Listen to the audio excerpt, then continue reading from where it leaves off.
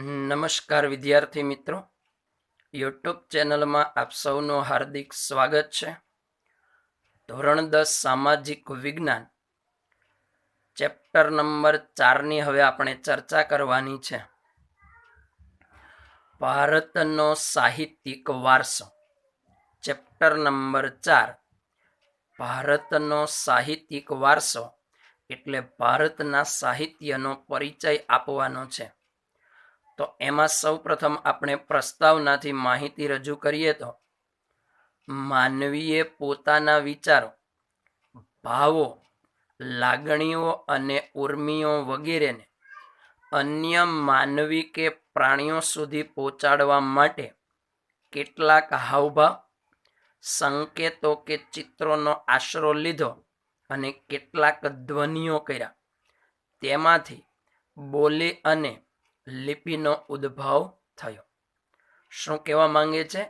માનવીએ જે પોતાનો વિચાર છે એ પોતાનો વિચાર રજૂ કરવા, પોતાનામાં રહેલો ભાવ રજૂ કરવા, પોતાની લાગણીઓ વ્યક્ત કરવા, ઉર્મિઓ એટલે ઈચ્છાઓ અને આકાંક્ષાઓને રજૂ કરવા માટે, અન્ય લોકો સુધી પહોંચાડવા માટે, પ્રાણીઓ સુધી પહોંચાડવા માટે કેટલાક હાથ દ્વારા હાવભાવ કર્યા, ચહેરાના હાવભાવ કર્યા અને એ રીતે કોઈ સંકેત દ્વારા કે પછી કોઈ ચિત્રના આધારે એનો આશરો લીધો, કેટલાક ધ્વનિઓ કર્યા એટલે કેટલાક અવાજો કર્યા। આપણે કોઈને બોલાવવા માટે અવાજ કરીએ તો એ ધ્વનિઓ કહેવાય। તો ધ્વનિઓ કર્યા જેમાંથી બોલી અને લિપિનો ઉદ્ભવ થયો એમ કહેવાય। તો આનો મતલબ એવો થાય કે પ્રાચીન સમયમાં લોકો ભાષાનો ઉપયોગ કરતા નહીં હતા। પ્રાચીન સમયની અંદર લોકો પોતાના વિચારો, ભાવ, લાગણી વગેરેને રજૂ કરવા માટે કેટલાક ચિત્ર, સંકેત, હાવભાવ દ્વારા લોકો સમક્ષ રજૂ કરતા। તો આ બાબતને લિપિ તરીકે ઓળખવામાં આવે। જો આપણને સવાલ થતો હોય કે લિપિ એટલે શું, તો પહેલા ભાષાનો પ્રયોગ નહોતો, ભાષાનો ઉદ્ભવ થયો નહીં હતો। તો એ સમય દરમિયાન લોકો કેટલાક પોતાના વિચારો, ભાવ, લાગણી વગેરેને રજૂ કરવા માટે પોતાના ચહેરાના, હાથના હાવભાવ કે પછી સંકેતો કે ચિત્ર દ્વારા કે અવાજ કરીને લોકોને એ કહેતા હતા। તો આમને કહેવામાં આવે છે લિપિ તરીકે ઓળખવામાં આવે। તો એમાંથી લિપિ અને તેમાંથી બોલીઓનો ઉદ્ભવ થયો એમ કહેવાય। આ લિપિએ ભાષાના ઘડતરમાં ઘણો મોટો ફાળો આપ્યો છે। આ જે લિપિ છે એમાંથી જ ભાષાનું ઘડતર થયું। તો લિપિ ન હોત તો ભાષાનું ઘડતર કરી શકાત નહીં। તો આ લિપિએ ભાષાના ઘડતરમાં ફાળો આપ્યો। નાનકડો સવાલ આપણને પૂછવામાં આવે, ટૂંકો પ્રશ્ન, કે ભાષાના ઘડતરમાં કોણે ફાળો આપ્યો? તો જવાબમાં લખવાનું છે આપણે લિપિએ સૌથી મોટો ફાળો આપ્યો। સમયાંતરે પોતાના વિચારો અભિવ્યક્ત કરવા માટે ધીમે ધીમે શું થયો? તો કે ભાષાનો પ્રયોગ થયો। લિપિમાંથી ભાષાનું ઘડતર થયું અને પછી હવે લોકો પોતાના વિચારો કઈ રીતે રજૂ કરે છે? તો હવે લોકો પોતાના વિચારો રજૂ કરવા માટે, અભિવ્યક્ત કરવા માટે, બીજા લોકો સુધી પહોંચાડવા માટે હવે એ ભાષાનો ઉપયોગ કરતા થયા। કારણ કે લિપિમાંથી ભાષાનું ઘડતર થયું અને આ ભાષા જે છે એણે સાહિત્યનું સર્જન કર્યું। તો આ ભાષાના સર્જનાત્મક પ્રયોગથી સાહિત્યનું સર્જન થવા પામ્યું એમ કહી શકાય। તો આ ભાષામાંથી સાહિત્યો બન્યા, પુસ્તકોની રચના થઈ અને ઘણું મોટું પ્રાચીન ભારતીય સાહિત્યની રચના થઈ। એવું કહેવાય છે કે પ્રાચીન કાળથી ભારતીય સાહિત્ય તેની વિવિધતા અને વિશિષ્ટતા માટે જાણીતું છે। તો ભારતનું પ્રાચીન સાહિત્ય એવું છે કે વિવિધ પ્રકારનું છે, વિશિષ્ટ પ્રકારનું છે, એટલે કે એની વિવિધતા અને વિશિષ્ટતા માટે ખૂબ જ જાણીતું બન્યું છે। ભારતના વિદ્વાનોએ પ્રાચીન સાહિત્યને બે ભાગમાં વહેંચ્યા છે। એક છે વૈદિક સાહિત્ય અને બીજું છે પ્રશિષ્ટ સાહિત્ય। વૈદિક સાહિત્ય એટલે વેદોનું સાહિત્ય, જેમાં આવશે ઋગ્વેદ, સામવેદ, યજુર્વેદ, અથર્વવેદ। આ 4 વેદોનું સાહિત્ય એટલે વૈદિક સાહિત્ય। આ વેદ સિવાયનું જે સાહિત્ય એને કહેવાય સામાન્ય, વિશિષ્ટ અથવા પ્રશિષ્ટ સાહિત્ય। તો વિદ્વાનોએ સાહિત્યને બે ભાગમાં વહેંચ્યું। એક વૈદિક સાહિત્ય અને બીજું છે પ્રશિષ્ટ સાહિત્ય. અને ત્યારબાદ જો આગળ વધીએ તો કેટલીક લોકબોલી, લોકભાષામાં પણ સાહિત્યનું સર્જન થયું. લોકબોલી, લોકભાષા એટલે શું? દાખલા તરીકે વાત કરીએ તો ગુજરાતી ભાષા. તો ગુજરાતમાં ગુજરાતી ભાષા બોલાય. તો આ ગુજરાતી ભાષા અલગ અલગ શહેરો પ્રમાણે અલગ અલગ બોલાય. સુરતમાં સુરતી બોલી બોલાય. ત્યાર પછી મહેસાણામાં જઈએ તો મહેસાણી બોલી બોલાય. અમદાવાદમાં અમદાવાદી બોલી બોલાય. સૌરાષ્ટ્રમાં જઈએ તો કાઠિયાવાડી બોલી બોલાય. અને કચ્છમાં જાય તો કચ્છી બોલી. આ બધી બોલી એ ગુજરાતી ભાષાની જ બોલી છે. ભાષા એક છે પણ એની અલગ અલગ બોલીઓ બોલવામાં આવે. તો આ લોકોની જે બોલી હતી, પ્રદેશની જે લોકભાષા હતી, એ લોકભાષા અને લોકબોલીમાં પણ સાહિત્ય રચાય. તો ફરી એક વખત જોઈ લઈએ. પ્રસ્તાવના તરીકે માહિતી આટલી છે. માનવીએ પોતાના વિચારો, ભાવ, લાગણી અને ઉર્મિઓને અન્ય માનવી કે પ્રાણીઓ સુધી પહોંચાડવા માટે કેટલાક હાવભાવ, સંકેત કે ચિત્રનો આશરો લીધો. કેટલાક ધ્વનિઓ કર્યા. એમાંથી બોલી અને લિપિનું સર્જન થયું. આ લિપિએ ભાષાના ઘડતરમાં ઘણો મોટો ફાળો આપ્યો. સમયાંતરે પોતાના વિચારો અભિવ્યક્ત કરવા માનવી ભાષાનો ઉપયોગ કરતો થયો. આ ભાષાના સર્જનાત્મક પ્રયોગથી સાહિત્યનું સર્જન થવા પામ્યું. પ્રાચીન કાળથી ભારતીય સાહિત્ય તેની વિવિધતા અને વિશિષ્ટતા માટે પ્રખ્યાત બન્યું છે. ભારતના વિદ્વાનોએ પ્રાચીન ભારતીય સાહિત્યને બે ભાગમાં વહેંચેલું છે. એક વૈદિક સાહિત્ય અને બીજું છે પ્રશિષ્ટ સાહિત્ય. આ ઉપરાંત લોકબોલીમાં, લોકભાષામાં, પ્રાદેશિક ભાષામાં, સ્થાનિક ભાષામાં પણ ઘણું સાહિત્ય રચાયું. તો અહીંયા સુધી આપણે પ્રસ્તાવના તરીકે માહિતીની રજૂઆત કરી. આગળ વધીએ તો ટોપિક છે ભાષા અને સાહિત્ય. પરીક્ષામાં સવાલ તરીકે પૂછવામાં આવે, પ્રાચીન ભારતીય ભાષા અને સાહિત્યનો પરિચય આપો. તો આપણે ભાષા અને સાહિત્ય વિશે ચર્ચા કરવાની છે. તો એ ટોપિકમાં આપણને રજૂઆત કરવામાં આવેલી છે કે ભારતના ઇતિહાસમાં આપણે એક નજર નાખીએ તો ખબર પડે. તો ભારતના ઇતિહાસની અંદર જો આપણે ડોક્યુ કરીએ, ઇતિહાસમાં આપણે જો જઈએ, પાછલા વર્ષોમાં જો આપણે માહિતી રજૂ કરવા માટે ડોક્યુ કરીએ તો આપણને ખ્યાલ આવે કે સદીઓથી ભાષાઓનો ઉદ્ભવ થયેલો જોવા મળે છે. સદીઓથી એટલે ઘણા વર્ષોથી આ ભાષાઓ છે એ ઉદ્ભવી છે અને ભાષાઓનો ધીમે ધીમે વિકાસ થયો છે. આ બધી ભાષાઓએ એકબીજા પર ગાઢ અસર કરી, એકબીજા પર પ્રભાવ પાડ્યો. દાખલા તરીકે જોઈએ તો ગુજરાતી ભાષાનો પ્રભાવ હિન્દી ભાષા પર, હિન્દી ભાષાનો પ્રભાવ અંગ્રેજી ભાષા પર. એ રીતે અલગ અલગ ભાષાએ અમુક ભાષાઓ પર પ્રભાવ પાડ્યો, એક બીજી ભાષા પર પ્રભાવ પાડ્યો, એકબીજા પર અસર કરી અને તેથી ભાષાઓના સમૃદ્ધ સાહિત્યમાં પરિવર્તન થયું. હવે શું થાય છે? ભાષા સાહિત્ય જે છે એ ભાષા સાહિત્ય સમૃદ્ધ છે અને એ સમૃદ્ધ સાહિત્યમાં કેટલાક ફેરફારો થાય છે, કેટલુંક પરિવર્તન થાય છે. પહેલા કેટલીક જૂની ભાષાઓનો ઉપયોગ થતો હતો, એની જગ્યાએ કેટલીક નવી ભાષાઓ અસ્તિત્વમાં આવી, જેના આધારે નવા નવા સાહિત્યનું પણ સર્જન થયું. તો પરિણામે નવી નવી ભાષાઓ અને નવા નવા સાહિત્યનું સર્જન થયું.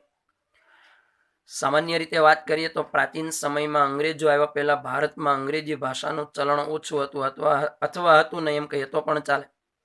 તો અંગ્રેજોના આવ્યા પછી અંગ્રેજી ભાષાનો પ્રભાવ વધતો ગયો, અંગ્રેજી ભાષાનું ચલણ વધતું ગયું.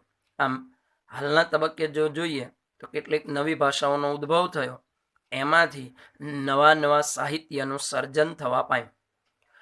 તો ઉપર આપણે વાત કરી કે ભાષાઓના સમૃદ્ધ સાહિત્યમાં ઘણું પરિવર્તન આવ્યું. તો એ પરિવર્તન કેવી રીતે આવ્યું? શા માટે પરિવર્તન થયું? શું પરિવર્તન થયું? તો એનું એક ઉદાહરણ આપેલું છે, સંસ્કૃત ભાષા. આ સંસ્કૃત ભાષા પ્રાચીન સમયમાં શું હતી, વર્તમાન સમયમાં શું છે, પ્રાચીન સમયમાં ઉપયોગ કેવી રીતે કરતા, વર્તમાન સમયમાં હાલના સંજોગોમાં કઈ રીતે ઉપયોગ કરવામાં આવે, એની માહિતી રજૂ કરેલી છે. તો આનું ઉત્તમ ઉદાહરણ એટલે સંસ્કૃત ભાષાને ગણાવી શકાય. વર્તમાન સમયમાં સંસ્કૃત ભાષાનો ઉપયોગ ઓછો થયો. એનો મતલબ એવો થાય કે પ્રાચીન સમયની અંદર આ સંસ્કૃત ભાષાનો ઉપયોગ સૌથી વધારે કરવામાં આવતો હતો. વર્તમાન સમયમાં હાલના સંજોગોમાં સંસ્કૃત ભાષાનો ઉપયોગ ધાર્મિક કાર્ય કરવામાં, પૂજા વિધિઓમાં ઉપયોગ થતો આવ્યો છે. અહીંયા આપણને ચોપડીમાં માહિતી લખેલી નથી, પરંતુ પ્રાચીન સમયની જો વાત કરવામાં આવે તો સંસ્કૃત ભાષા છે એ બોલચાલની ભાષા હતી. મતલબ એનો એવો થયો કે પ્રાચીન સમયમાં લોકો સંસ્કૃત ભાષાની અંદર વાતો કરતા. આપણે જેવી રીતે ગુજરાતીમાં વાતો કરીએ, હિન્દી અને અંગ્રેજી ભાષામાં વાતો કરીએ, ઉર્દુ ભાષામાં વાતો કરીએ, એવી જ રીતે પ્રાચીન સમયની અંદર લોકો સંસ્કૃત ભાષામાં એકબીજા સાથે વાતોચીતો કરતા. આ રીતે જોઈએ તો પ્રાચીન સમયમાં સંસ્કૃત ભાષાનો ઉપયોગ બોલવા ચાલવા માટે થતો હતો. એટલે એવું કહેવાય કે આ સંસ્કૃત ભાષા એ પ્રાચીન સમયમાં બોલચાલની ભાષા હતી. તો વર્તમાન સમયમાં આપણે એને બોલવા માટે ઉપયોગ કરતા નથી. ઇવન આપણને સંસ્કૃત ભાષા જે છે એ સ્કૂલની અંદર પણ ભણાવવામાં આવે છે. સ્કૂલની અંદર નોર્મલ માહિતી આપણને શીખવાડવામાં આવે છે, જેનાથી આપણે સંસ્કૃત ભાષાને બોલી શકતા નથી. કેટલાક શબ્દોના અર્થ પણ કાયમ માટે આપણે યાદ રાખી શકતા નથી. આ રીતે જોઈએ તો વર્તમાન સમયમાં સંસ્કૃત ભાષાનો ઉપયોગ દિન પ્રતિદિન ઘટતો જાય છે અને ઓછો થતો જાય છે. તો પ્રાચીન સમયમાં સંસ્કૃત બોલચાલની ભાષા હતી, ધાર્મિક કાર્યોની પણ ભાષા હતી, તો પૂજન વિધિમાં પણ એનો ઉપયોગ થતો હતો. જ્યારે વર્તમાન સમયમાં હાલના સંજોગોમાં જો વાત કરવામાં આવે તો સંસ્કૃત ભાષા બોલચાલની ભાષા રહી નથી. માત્ર ને માત્ર તેનો ઉપયોગ ધાર્મિક કાર્ય, પૂજન વિધિમાં જ કરવામાં આવે છે. એટલે કે જે શ્લોક છે એ શ્લોકનું ગાન કરવા માટે માત્ર સંસ્કૃત ભાષાનો ઉપયોગ કરવામાં આવે છે. તો સંસ્કૃત ભાષા પહેલા બોલચાલની હતી, હવે માત્ર ધાર્મિક કાર્ય કે પૂજા વિધિ માટે જ ઉપયોગમાં આવે એ એનું પરિવર્તન છે. તો આ રીતે પ્રાચીન ભારતીય સમૃદ્ધ સાહિત્યમાં પરિવર્તન થયેલું જોવા મળે છે. આગળ વાત કરીએ તો સામાન્ય રીતે માનવી માટે તો અભિવ્યક્તિ કરવાની, અભિવ્યક્ત કરવું એટલે આપણે જે બોલીએ એ બીજા સામે આપણે રજૂ કરીએ. અત્યારે હું વિડીયો દ્વારા તમને જે કંઈ પણ માર્ગદર્શન આપી રહ્યો છું, એક પ્રકારની અભિવ્યક્તિ જ કરી રહ્યો છું, એક પ્રકારની માહિતીની રજૂઆત જ થઈ રહી છે અને ઝીલવાની ઉત્તમ તક પૂરી પાડે છે. અને તમે વિદ્યાર્થી મિત્રો જે સાંભળો છો, સાંભળીને પછી તમે જે એનો ઉપયોગ કરો છો, અમલ કરો છો, મતલબ તમે હું જે અભિવ્યક્ત કરું છું એને તમે સાંભળો છો, મતલબ તમે ઝીલો છો. એટલે કે ઝીલવાની તક, અભિવ્યક્ત કરવાની તક આપણને કોણે પૂરી પાડી છે?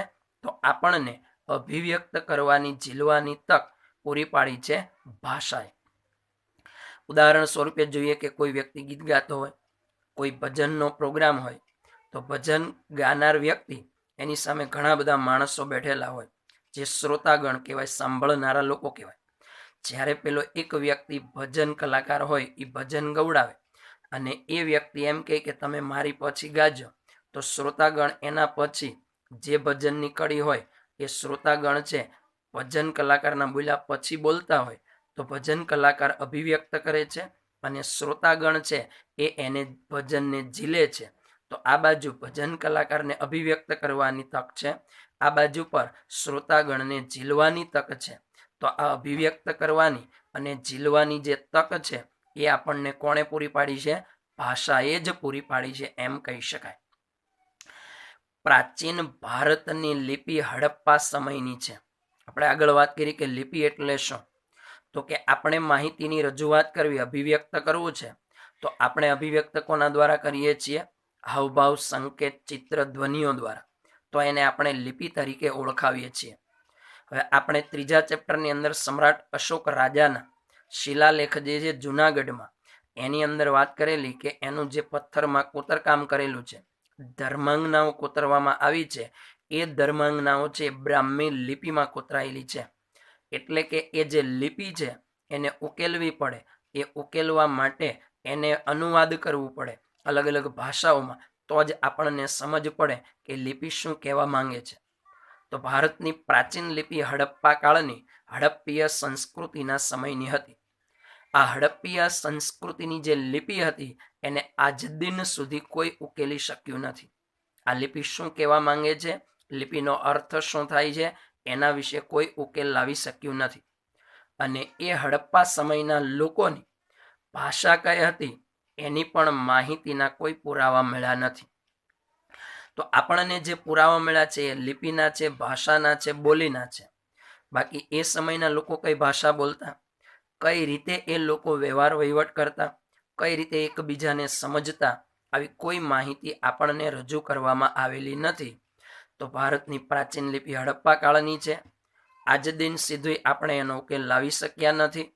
અને એ સમયના લોકોની ભાષા કઈ હશે એના વિશે કોઈ ચોક્કસ માહિતી પ્રાપ્ત થતી નથી. ત્યાર પછી સંસ્કૃત ભાષાની વાત કરવામાં આવે તો મહર્ષિ પાણિની નામના વ્યક્તિએ સંસ્કૃત ભાષામાં એક વ્યાકરણ ગ્રંથ લખ્યો જેનું નામ છે અષ્ટાધ્યાયી. તો મહર્ષિ પાણિની સંસ્કૃત ભાષાના મહાન ગ્રંથના એક લેખક, એક મહાન વ્યાકરણ શાસ્ત્રી હતા. તો એમણે અષ્ટાધ્યાયી નામનો ગ્રંથ લખ્યો. મહર્ષિ પાણિનીએ કયો ગ્રંથ લખ્યો? અષ્ટાધ્યાયી નામનો વ્યાકરણ ગ્રંથ લખ્યો. અષ્ટાધ્યાયી નામનો વ્યાકરણ ગ્રંથ કોણે લખ્યો?